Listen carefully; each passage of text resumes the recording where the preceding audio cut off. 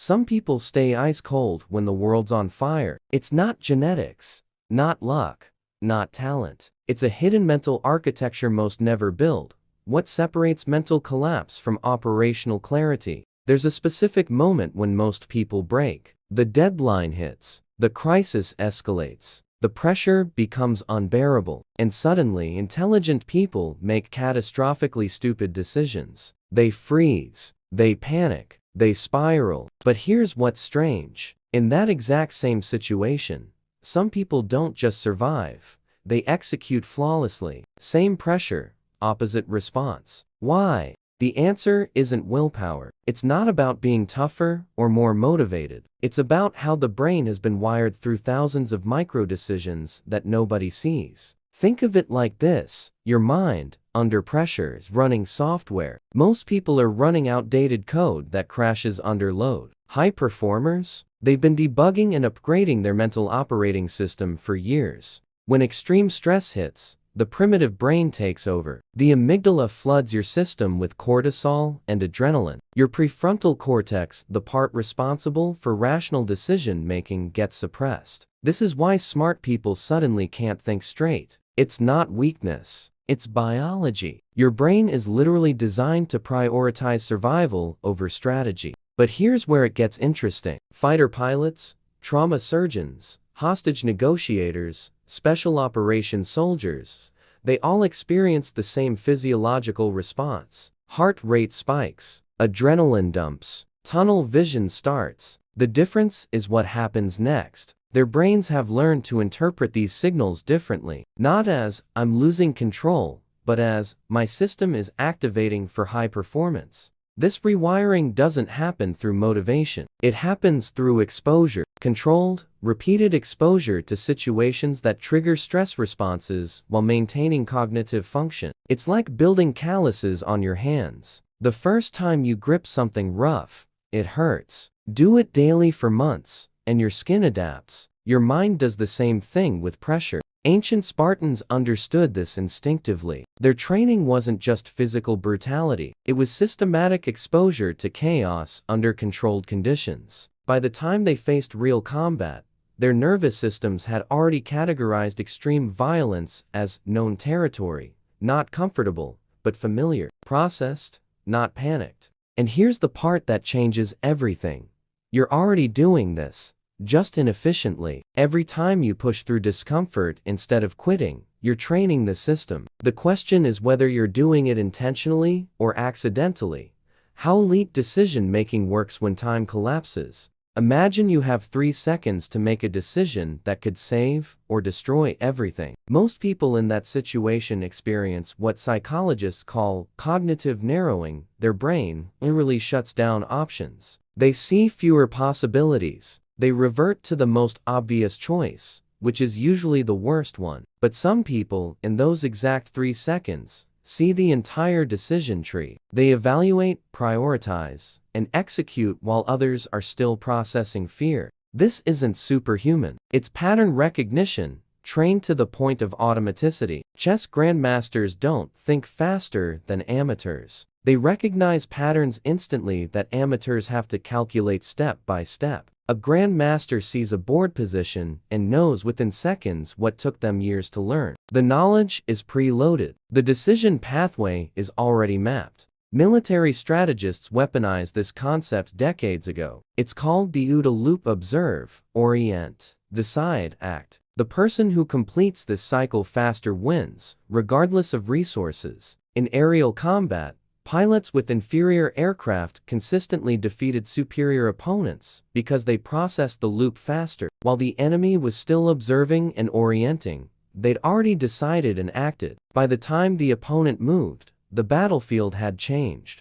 This same dynamic plays out in business negotiations, crisis management, emergency medicine, any domain where time compression forces rapid decision-making. The person who can compress their processing time without losing accuracy dominates. And that compression comes from one thing: preloaded decision frameworks. Think about driving. When you first learned, every action required conscious thought. Check mirror, signal, check blind spot. turn wheel. Now, you do all of that while having a conversation and drinking coffee. Your brain automated the entire sequence. High performers do this with complex decision making. They've automated the framework so they can focus processing power on variables, not fundamentals. Navy SEALs train something called stress inoculation. They deliberately create chaotic, high-pressure scenarios during training. Explosions, gunfire, physical exhaustion,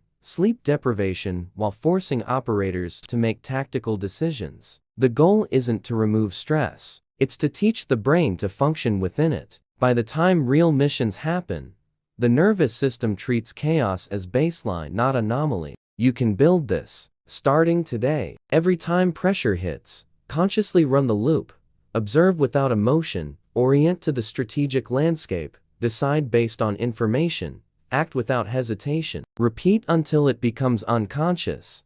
Why boredom? Tolerance predicts performance under fire. Here's an uncomfortable truth. If you can't sit still for 10 minutes without reaching for your phone, you won't perform under real pressure. Sounds harsh, but the correlation is direct. Your ability to tolerate boredom is a direct predictor of your ability to sustain cognitive function under stress. Most people have been training their brains for the opposite. Constant stimulation, instant gratification, dopamine on demand. Every notification, every swipe, every autoplay video is conditioning your nervous system to reject discomfort immediately. So when real pressure arrives, the kind that doesn't resolve in 30 seconds, your brain has no framework for sustained tension. It panics because it's been trained to escape anything uncomfortable. Now look at the inverse. Long-distance runners spend hours in monotonous pain. Chess players spend hours analyzing positions that barely change. Monks sit in meditation for sessions that would mentally break most people within minutes. Investigators review tedious evidence for days. What are they all building? The capacity to sustain focused attention on something unrewarding. And that capacity transfers directly to high-pressure situations. Neuroscience backs this up completely. When you train your mind to tolerate boredom, you're strengthening the prefrontal cortex. You're expanding what researchers call your window of stress tolerance.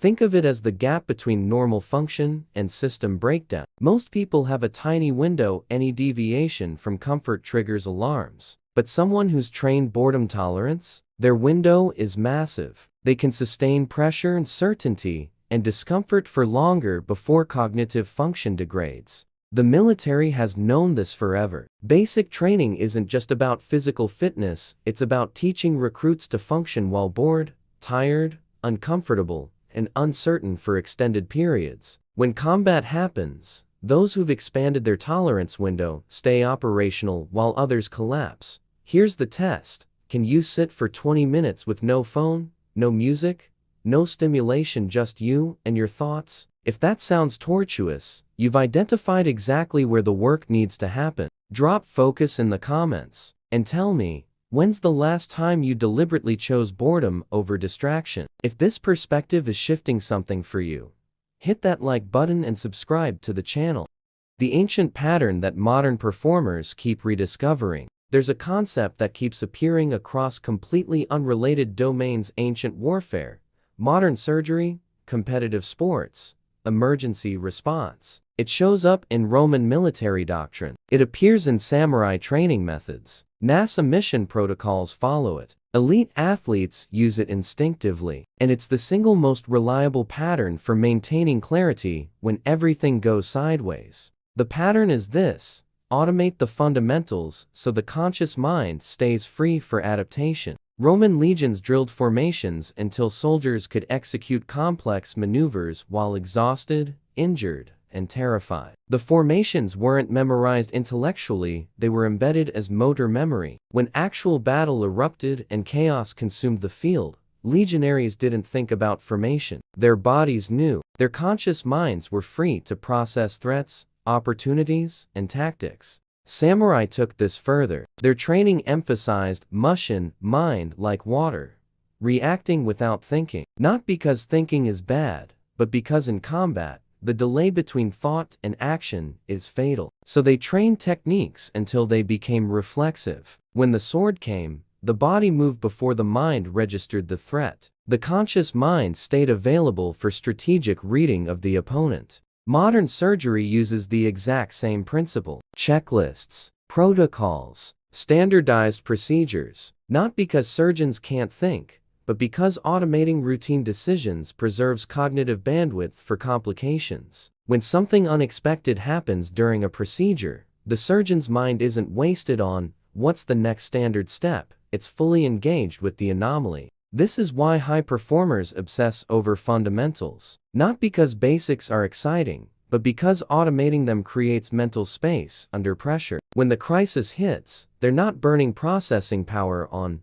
what do I do first, that's already handled. They're operating several levels above, reading patterns and adapting in real time. You can implement this immediately. Identify the fundamentals in your domain. The recurring decisions, the standard procedures, the baseline actions. Then drill them until they're automatic. Not until you understand them. Until your hands know them while your mind is thinking about something else. Because when pressure arrives, you won't have time to remember. You'll only have time to execute what's already wired. And the difference between those who freeze and those who flow is simply this.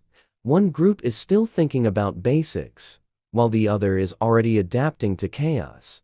What nobody tells you about building unshakable mental architecture. The biggest lie about high performers is that they don't feel pressure, that they're naturally calm, that stress doesn't affect them. This is completely backwards. They feel everything you feel. Racing heart, shortness of breath, the electric anxiety before something critical. The physiological response is identical. What's different is the story they tell themselves about those sensations. Most people feel their heart rate spike and think, I'm losing control. High performers feel the same spike and think, my system is preparing for performance. Same sensation, opposite interpretation. And that interpretation changes everything. Olympic athletes are trained to reframe pre-competition anxiety as activation energy rather than fear. Public speakers learn to interpret nervousness as evidence they care about the outcome, not evidence of inadequacy. Fighter pilots recognize adrenaline as fuel,